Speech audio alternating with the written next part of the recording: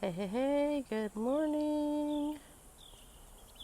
I'm going to give everybody a pretty picture of the blue sky, the palmetto trees, and way in the back is the beach and the ocean. So coming live with my she crab again. All right, today's title is 3 questions to ask your aging parents. I got my pen so we know we're serious on this one. 3 questions to ask your aging parents. But first thing first, if you're watching on YouTube, hit the subscribe button, notification bell, and leave me a comment. And if you're watching on Facebook, Instagram, anywhere else, leave me a comment and say hello. Okay, so 3 questions you need to ask your aging parents, which I think is a very good topic because I'm living at the beach at a condo with a lot of retirees. So maybe your kids are watching so they can ask their parents these questions. The first one is, where do you want to live? So this could be at the beginning of their aging process towards retirement. Do they want to stay in their house?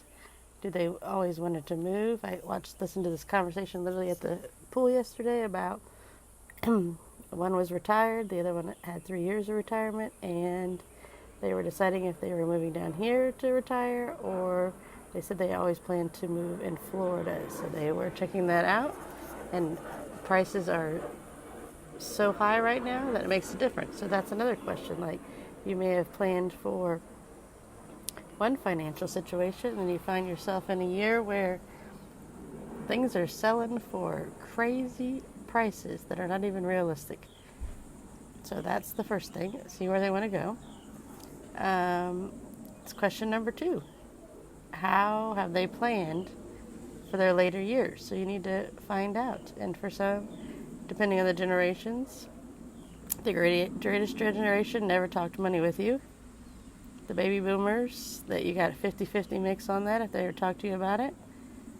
And I'm a Gen Xer, so I'm not old enough yet for that. So we'll see how we are. All I know is I'm very open and honest all the time because I didn't think the other 2 generations did a very good thing where they always said don't talk about politics, money, or religion. And guess what? People don't know how to talk about politics, money, or religion now. So I am very open to talk about all those things. I think it makes it easier. So because we're here on a question number 2 and talking about money. And it's going to be hard to talk to if somebody's open about that.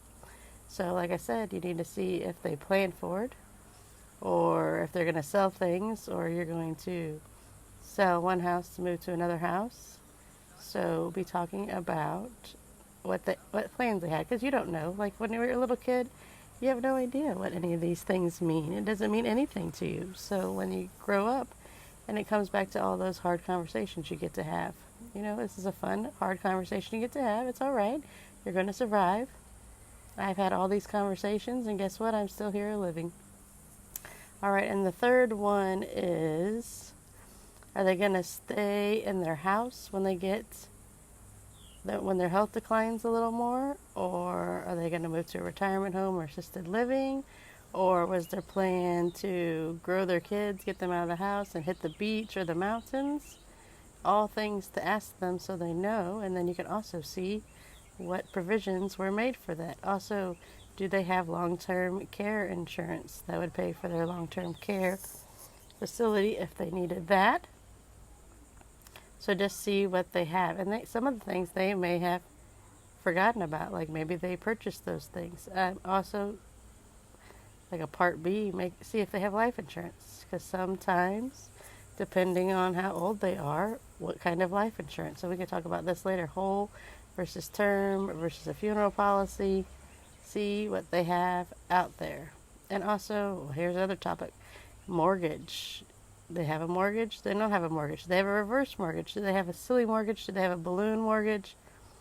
You got to start digging into the finances and see what they got going on, because you'll need to know those answers when you go to sell and move. All right, so sounds like I just gave us some more topics that we're going to talk about in other series. So jump in our heart-centered advocacy group. Go do the 7-day advocacy challenge in there. And I will see you guys all tomorrow. Love you. Bye.